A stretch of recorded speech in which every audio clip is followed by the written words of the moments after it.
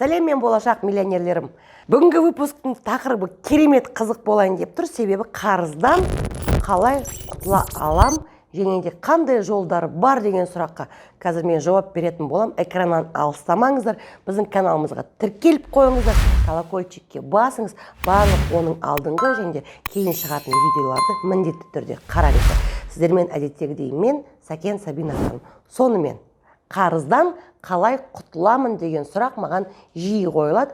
Көп адамдар, бізде әсіресе қазақтар, қарыздары өте көп, кредит алғышпыз, қарызға кіргішпіз, себебі бізде кеуде бар, той болса тойды әдемілеп өткізу керек деген сияқты.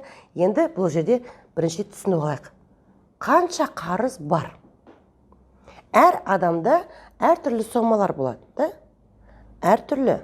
Біреусінде қарыз миллион теңге, біреусінде 50 мың теңге, біреусінде 100 мың теңге, біреусінде 5 миллион.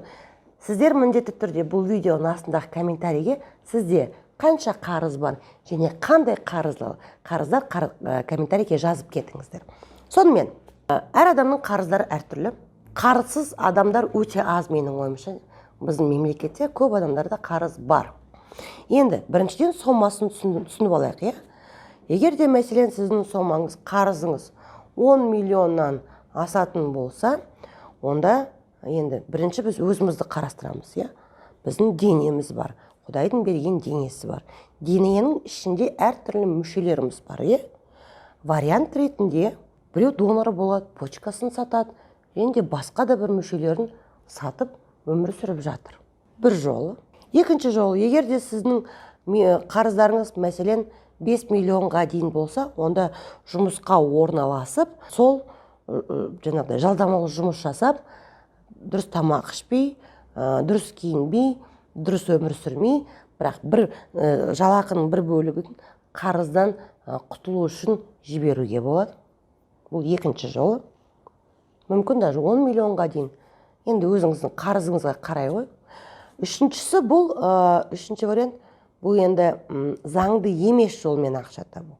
Банк тонау, біреуді алдап кету деген сияқты. Бұл да бір жол. Байқасаңыз, қазір алаяқтар өте көп. Көп адамдар алданып жатыр. Бұл кісілерде де мүмкін өзінің бастарында қарыз болған шығар. Бірақ бұл заңсыз жол. Банк тонасаңыз, мені шақырыңыз. Ойнап айтамын. Төртіншісі, бұл енді сіздің гендерлік ерекшелігіңізге байланысты және сіздің жасыңызға байланысты болады. Егер де сіз мәселен қыз бала болсаңыз, күйеуге шықпаған қыз бала болсаңыз, болмаса сіз қыз баланың ата-анасы болсаңыз, онда бұл жақта семья құрып,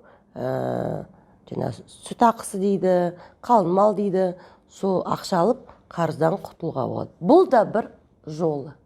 Және бесіншісі, әрине, бұл әрекет жасап жұмыс істеу. Қазіргі таңда Қазақстан мемлекетінде мүмкіндіктер өте көп.